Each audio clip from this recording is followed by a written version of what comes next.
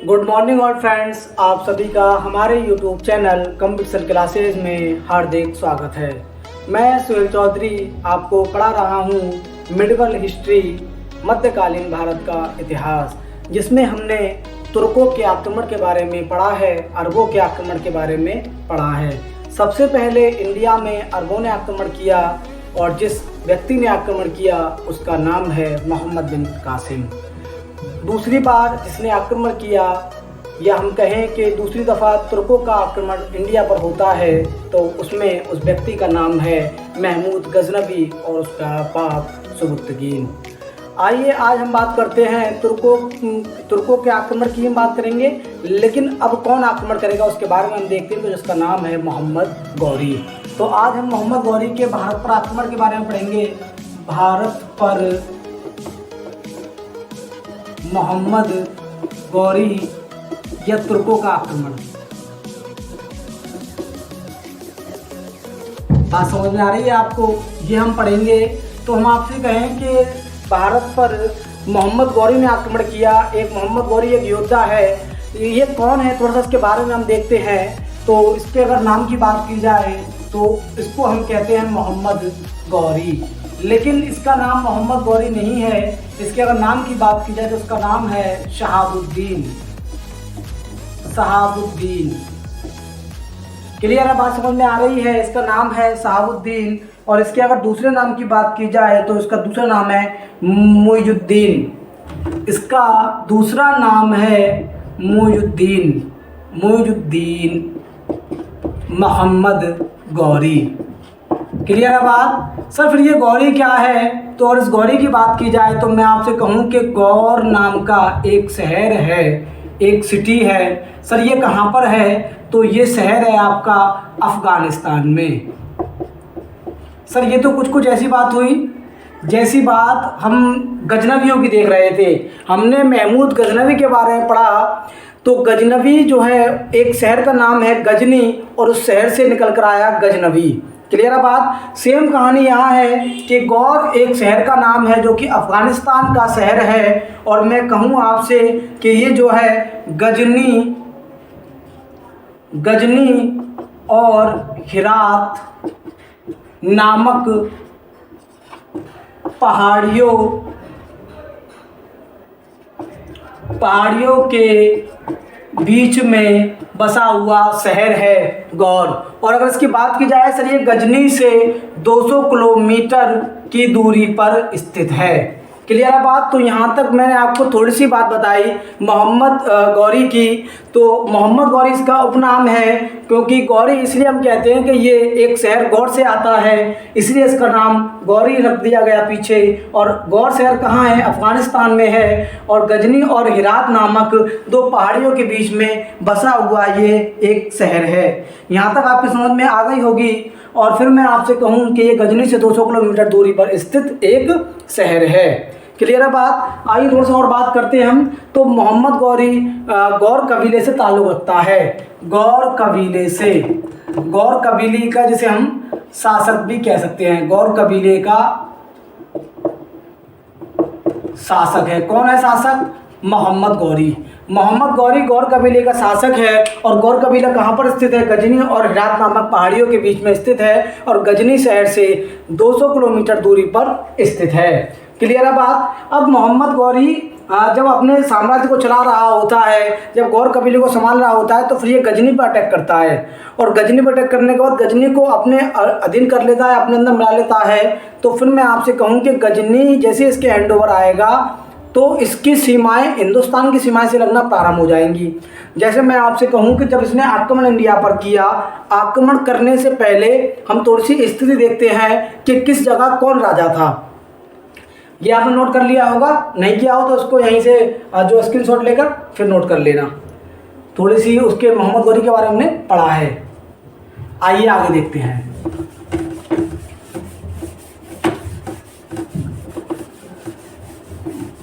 मोहम्मद गौरी ने जब जो है, मैं आपसे कहूँ कि मोहम्मद गौरी आक्रमण करने के लिए इंडिया पर आता है, तो पहले वहाँ हम समझते हैं किसका राजा था, किसका राज्य था, या कौन के अधीन काम हो रहा था, या कौन वहाँ का राजा बना हुआ था। तो तीन अगर हम राज्यों की बात करें, जिसमें से एक सिंध है, एक मुल्तान है और एक आपका पंजाब है। पंजाब में ही आता है आपका लाहौर। तो इन तीनों जो शहर हैं या तीनों जो साम्राज्य हैं, इन पर मुस्लिमों का आधिपत्य था। क्यों हमने पढ़ लिया है? मुस्लिमों का आधिपत्य इसलिए था कि महमूद गजनवी ने यहाँ आक्रमण किया, महमूद गजनवी ने मुल्तान को फतेह किया, पंजाब की तरफ बढ़ा, सिंध को मोहम्मद बिन कासिम ने किया था। तो इंडिया के ये 3 राज्य जो है मुस्लिमों के अधीन थे। और फिर से आगे की अगर बात की जाए तो मैं आपसे कहूँ गुजरात काठियावाड़ में जो है चालुक्यों का जो है शासन था। चालुक्य वंश जो है वहाँ राज कर रहा था। वहीं आपसे दिल्ली प्लस अजमेर की अगर बात की जाए तो यहाँ पर राजा कौन था? यहाँ पर पृथ्वीराज चौहान तृतीय का शासन था। बात समझ में आ रही है? जब मोहम्मद गौरी आक्रमण करने के लिए आएगा तो हमें पहले दुर्दशा समझनी होगी कि वहाँ कौन राजा राज कर रहा था, किसके शासन वहाँ बने हुए थे। तो सिंध, मुल्तान और पंजाब में जो है मुस्लिमों ने अपना आधिपत्य जमा रखा था। और वहीं अगर पंजाब की बात की जाए तो पंजाब जो है गजनवियों के अधीन था। क्लियर है बात? गुजरात की बात की जाए तो चालुक्य वंश का शासन था यहाँ। दिल्ली और अजमेर की बात की जाए तो पृथ्वीराज चौहान का यहाँ शासन था। सबसे पहले मोहम्मद गौरी जो है इन इलाकों को फतेह करता है। सबसे पहले इन इलाकों को फतेह करता है और जब इनको फतेह करेगा तो फिर गुजरात की सीमाएं लग जाएंगी, फिर गुजरात को फतेह करेगा, फिर दिल्ली अजमेर को फतेह करेगा और फिर ऐसे करके जो है मैं आपसे कहूँ कि इंडिया में मुस्लिम शासक का वास्तविक संस्थापक किसको माना जाता है? क्वेश्चन है, बड़ा अच्छा क्वेश्चन है। भारत में मुस्लिम साम्राज्यवाद का वास्तविक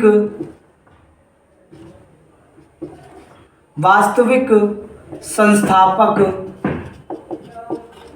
किसको माना जाता है? नोट कर लेना इस बात को। वास्तविक की बात हो रही है, संस्थापक की बात नहीं हो रही। वास्तविक संस्थापक, अपने साम्राज्य को फैलाने वाला, उसको जो है काफ़ी बड़े एरिया तक ले जाने वाला। संस्थापक तो बहुत सारे हो गए। मोहम्मद बिन कासिम भी आ गया तो उसने मुस्लिम साम्राज्य को बढ़ाया सिंध के अंदर। फिर महमूद गजनवी भी आ गया, सुबुक्तगीन ने भी कुछ टाइम तक जो है शासन किया। लेकिन वास्तविक संस्थापक माना जाता है मोहम्मद गौरी को। क्लियर है बात? क्यों? क्योंकि ये बहुत सारे प्रदेशों पर फतेह करेगा, बहुत सारे एरिया को जो है ये जीत लेगा। इसीलिए मोहम्मद गौरी को वास्तविक संस्थापक माना जाता है। बात समझ में आ रही है? अगर इसके उद्देश्य की अगर बात की जाए आपसे कि सर इसका उद्देश्य क्या था यहाँ पर जो है अटैक करने का, इंडिया पर अटैक करने के अगर उद्देश्य की बात की जाए तो इसका उद्देश्य था यहाँ से धन लूटना और भाई यहाँ पर जो है साम्राज्य की स्थापना करना, साम्राज्य बढ़ाना या साम्राज्य बनाना। क्लियर है बात? साम्राज्यवाद स्थापना करना इसका उद्देश्य था। इसके उद्देश्य की बात हो गई। अच्छा, कल मैंने आपको एक बात पढ़ाई थी, अल-बरूनी के बारे में समझाया था। तो अगर आपसे कोई पूछ ले कि मुग़ल एम्पायर में या मुस्लिम साम्राज्य में जो है 2 लैंग्वेजों को बड़ा महत्व दिया जाता है, एक फ़ारसी और फिर बाद में आई उर्दू। तो फ़ारसी के जनक की अगर बात की जाए तो फ़ारसी का जनक कौन है मैं आपको बता दूं, इम्पोर्टेंट बात है। फ़ारसी कहाँ से चालू हुई है, फ़ारसी का जनक कौन है? तो फ़ारसी का जनक है अल-बरूनी, फिरदौसी, जिसने शाहनामा किताब लिखी है। क्लियर है बात? शाहनामा किताब लिखी है फिरदौसी ने। और फिरदौसी महमूद गजनवी का जो है एक विद्वान था या कवि था। क्लियर है बात? तो फारसी का जनक किसको माना जाता है? फारसी में सबसे पहले किसने लिखा? तो फिरदौसी ने लिखा। क्लियर है बात? अब देखते हैं सबसे पहले ये अटैक कहाँ करेगा और जो है इसके अभियान कहाँ कहाँ के रहने वाले हैं। तो एक बार हम उनके बारे में देखेंगे तो फिर आपको हम समझाएंगे। अभी तक मुझे उम्मीद है कि आपके समझ में आ गया होगा। तो सबसे पहले हम बात कर रहे हैं मुल्तान और सिंध की। उसके बाद ये अटैक करेगा गुजरात पर, उसके बाद दिल्ली अजमेर पर, फिर ये अपना शासन जो है आधिपत्य में जमा लेगा। क्लियर है बात? आप नोट करते जाना सारी बातों को। तो मैं आपको बताऊं कि सबसे पहले इसने जो है मुल्तान और सिंध पर जो है अटैक किया। मुल्तान और सिंध पर अटैक किया। आपको मालूम होगा तराइन का ये दोता है और पृथ्वीराज चौहान और मोहम्मद गौरी के बीच में, तो उसकी हम बात नहीं कर रहे हैं। अभी हम जो बात कर रहे हैं सिंध और मुल्तान की बात कर रहे हैं तो इसके अटैक की अगर बात की जाए तो 1175 ईस्वी में भारत में सर्वप्रथम अटैक करता है कौन? मोहम्मद गौरी। क्लियर बात? पहला अटैक है इसका। अगर आपसे क्वेश्चन पूछ लिया जाए कि बताइए मोहम्मद गौरी ने सर्वप्रथम भारत पर किस सन में अटैक किया या किस प्रांत पर किया, तो आप कह देंगे सिंध मुल्तान पर जो है 1175 में सर्वप्रथम अटैक करता है कौन? मोहम्मद गौरी। इसमें जीते हैं कौन? मोहम्मद गौरी ही विजय रहता है। और फिर मैं आपसे बात करूं कि इसके बाद की घटना जो देखी जाएगी वो गुजरात की देखी जाएगी।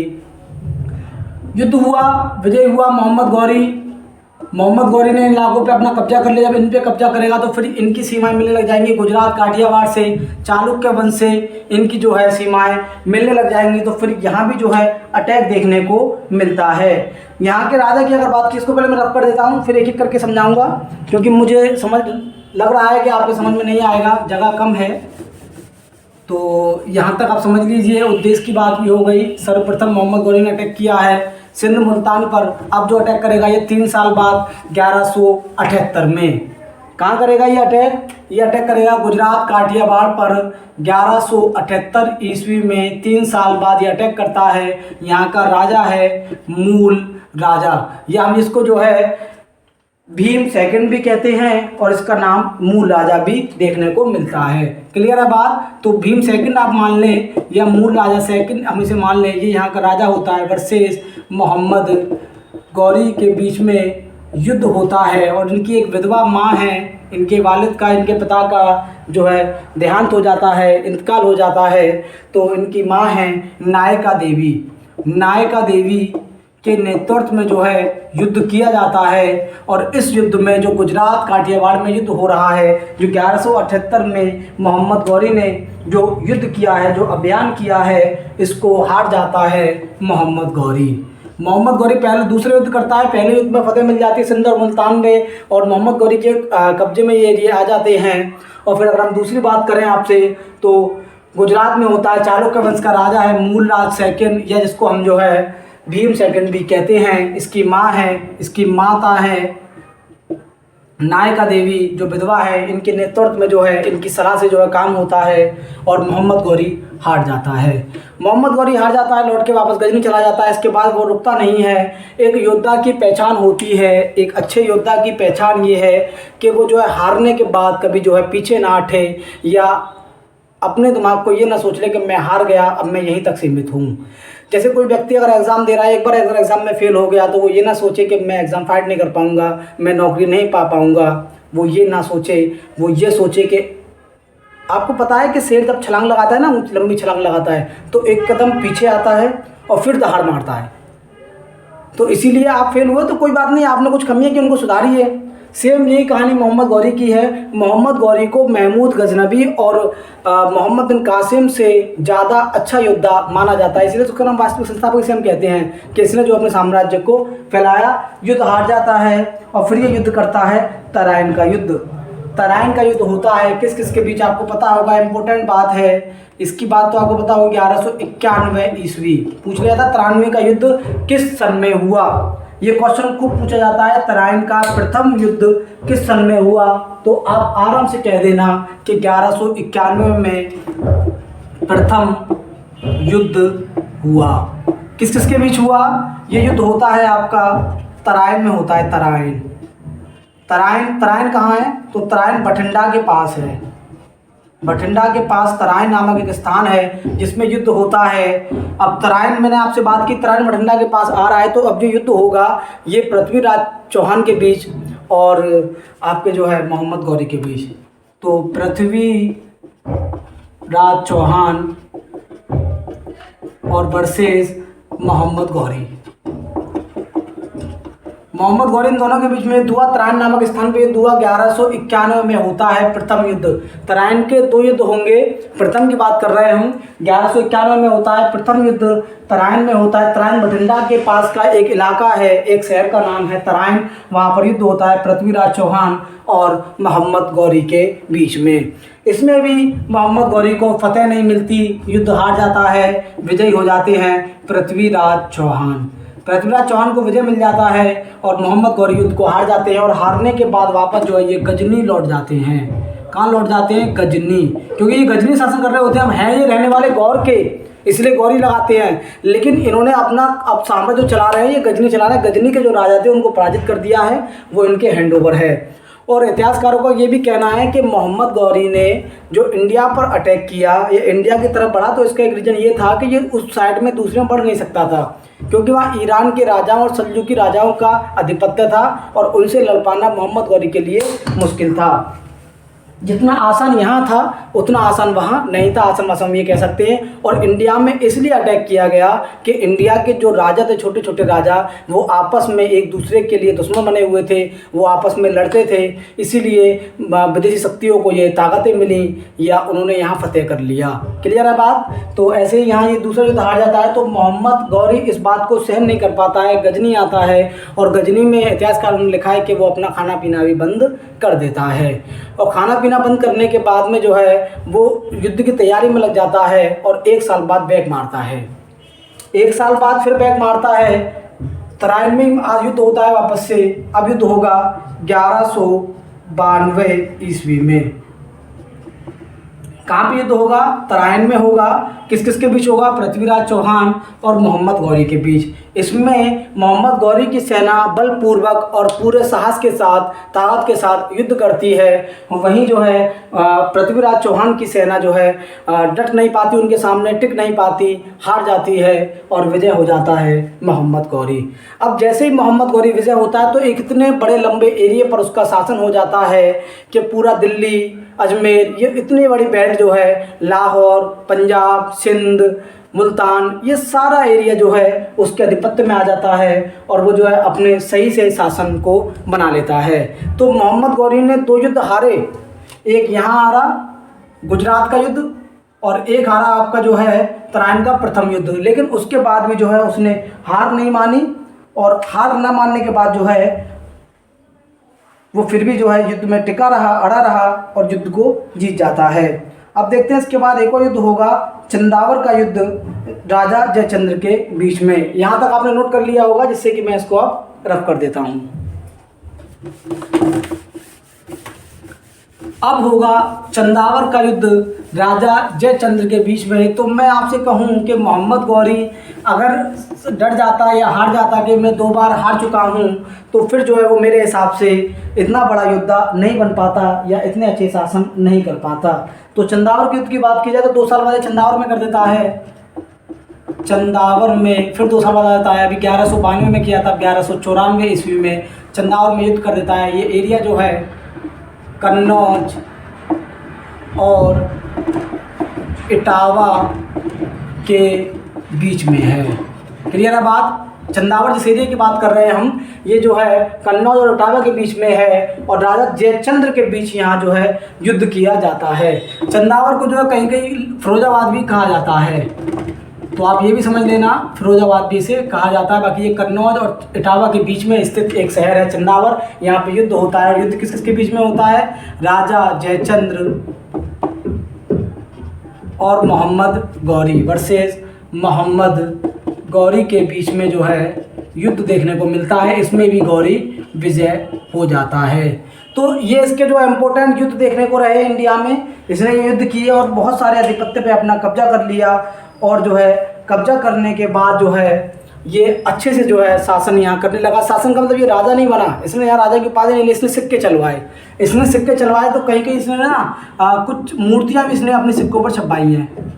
मूर्तियों का भी जो है अंकित मिलती हैं, मूर्तियाँ अंकित मिलती हैं, कुछ देवी देवताओं के जो है चिन्ह मिलते हैं। जब इसने जो है अगर पृथ्वीराज चौहान की अगर बात किया, इसने पृथ्वीराज चौहान को जो है तराइन के दूसरे युद्ध में हराया, तो एक इतिहासकार का मत ये है कि पृथ्वीराज चौहान को जो है वो ले जाता है गजनी और गजनी में जो है पृथ्वीराज चौहान मोहम्मद गौरी को मार देता है, एक इतिहासकार। लेकिन वहीं दूसरे इतिहासकार कहते हैं कि वो जो है मोहम्मद गौरी गजनी को पकड़ने के बाद मोहम्मद गौरी पृथ्वीराज चौहान को पकड़कर जो है अजमेर ले जाता है और अजमेर में उसके बेटे को जो है वहाँ का राजा बनाता है और उसके सिक्कों पर जो है लिखा हुआ था श्री मोहम्मद गौरी। ऐसे लिखा हुआ है तो वहाँ सिक्का जगह उन सिक्कों से अनुमान लगाया है कि ये बात ज़्यादा सही है वहाँ की अपेक्षा। और मैं आपसे कहूँ कि जो सिक्के चलवाए दिल्ली में और अजमेर में, तो उन सिक्कों पर जो है मूर्तियाँ अंकित की और कहीं कहीं चित्र भी देखने को मिलते हैं, तो जो कि हिंदू संस्कृति में पहले चलन में थे, कुछ उस टाइप के ही जो है चित्र बनाए गए। राजा जयचंद से युद्ध होता है तो इसमें भी जो है मोहम्मद गौरी की वजह हो जाती है। अधिकांश एरिया पर अपना कब्जा मोहम्मद गौरी कर लेता है। और मोहम्मद गौरी के और सेनापति की बात की जाए तो मुख्य सेनापति की अगर बात की जाए, नोट कर लेना इस बात को, वेरी इंपॉर्टेंट पूछा गया है क्वेश्चन न जाने कितने एग्जामों में। तो उसका नाम है मुख्य सेनापति का बख्तियार खिलजी। बख्तियार खिलजी इसका मुख्य सेनापति है। बख्तियार खिलजी देख लेना आप, समझ में आ रहा है कि नहीं आ रहा है। बख्तियार खिलजी, और सही लिख देता हूँ, बख्तियार खिलजी जो सेनापति। और इसी बख्तियार खिलजी ने नालंदा विश्वविद्यालय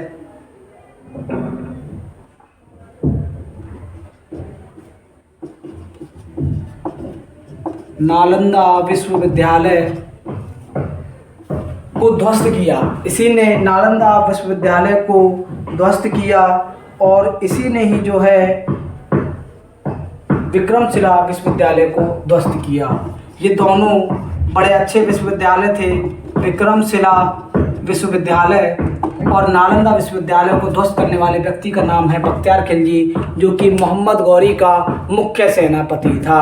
आपको यहाँ तक बात समझ में आ गई होगी कि मुख्य सेनापति की बात की जा रही है, बख्तियार खिलजी है, और नालंदा विश्वविद्यालय और विक्रमशिला को ध्वस्त करने वाला इसी का नाम है। तो यहाँ से पूछ लिया जाता है कि बताइए नालंदा विश्वविद्यालय को किसने ध्वस्त किया, तो आप कह सकते हैं बख्तियार खिलजी ने।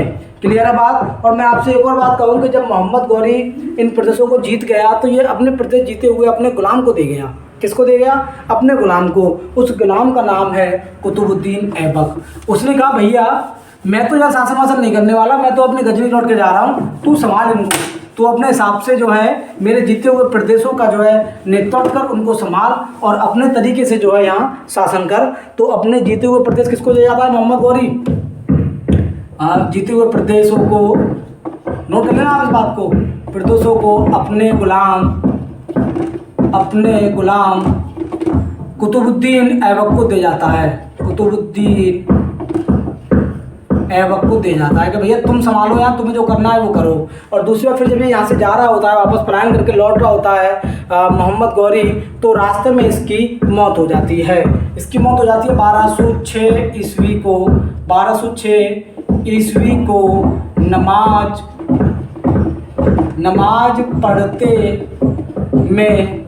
नमाज पढ़ते में जो है खोखर जिसे हम खोखर कहते हैं, खोखर जाति का एक व्यक्ति इनकी हत्या कर देता है। क्योंकि इनका युद्ध जो है खोखरों से भी हुआ और खोखरों को भी इन्होंने पराजित किया। तो 1206 ईस्वी में नमाज पढ़ते में खोखर जाति का एक व्यक्ति इनकी हत्या कर देता है। और इनकी अगर हत्या की बात की जाए तो ये हत्या जो है झेलम नदी के किनारे